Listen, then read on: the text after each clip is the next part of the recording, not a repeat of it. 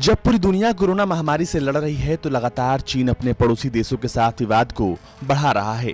खासकर भारत के साथ वो एक तरफ बातचीत करता है तो दूसरी तरफ वो उसके ठीक उलट काम करता है।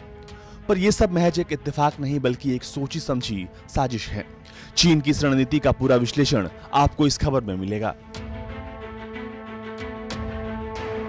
दरअसल चीन की रणनीति युद्ध जैसा माहौल तैयार कर भारत में विदेशी निवेश और दूसरी कंपनियों के आने का रास्ता बंद करने की है। इसी मंशा के तहत चीन की रणनीति एलएसी पर लंबे समय तक तनाव बनाए रखकर भारत में निवेश का माहौल नहीं होने का संदेश दुनिया को देना चाहता है।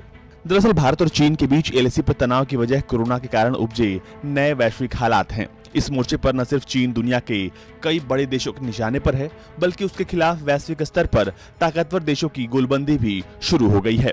इसी कड़ी में चीन में अमेरिका और दूसरे देशों की कई कंपनियों ने नई जगहों पर जाने की संभावनाएं तलाशनी शुरू कर दी हैं। भारत ने इसे अपने लिए एक बेहतर अवसर मानकर इन कंपनियों को आकर्षित करने की रणनीति पर काम शुरू कर दिया है। केंद्र और राज्य सरकारों के स्तर पर इन कंपनियों से सीधी बातचीत का सिलसिला शुरू किया गया है। अगर ये कंपनियां चीन छोड़ देंगी तो चीन की हालत बिन आत्मा शरीर की हो जाएगी और उसके बड़े बड़े ख्वाबों पर ब्रेक लग जाएगा। सरकार के आला अधिकारियों के मुताबिक चीन की मुश्किलें तब शुरू हुई जब उसके यहां स्थापित 200 अमेरिकी कंपनियों ने दूसरे देश में डेरा डालने के संकेत दिए। अमेरिका के अलावा दूसरे देशों की कंपनियों ने भी इसी राह पर चलने के संकेत दे दिए हैं। हालात का फायदा उठाने के लिए कई राज्यों ने अपने श्रम कानूनों में अंतर्राष्ट्रीय मानकों के मुताबिक संशोधन किए। इस दौरान केंद्र सरकार के स्तर पर लग्जमबर्ग से दोगुने आकार के लैंड पूल की तलाश शुरू हुई। गुजरात, महाराष्ट्र, तमिलनाडु, आंध्र प्रदेश में 4,61,589 हेक्टेयर जमीन को चिन्हित कर काम शुरू कर दिया गया है। भारत ने चीन छोड़ने वाली कंपनियों को अपने यहाँ बुलाने की योजना पर काम अप्रैल महीने से शुरू कर दिया था। इस महीने के अंतिम हफ्ते में इस दिशा में सकारात्मक संदेश मिलने शुरू हुए और यही वो समय था जब चीन ने एलएसी पर तनाव की स्थिति पैदा करनी शुरू कर दी। तनाव को बढ़ाने के लिए चीन की ओर से ऐसे दावे किए गए जो तथ्यात्मक तौर पर गलत थे।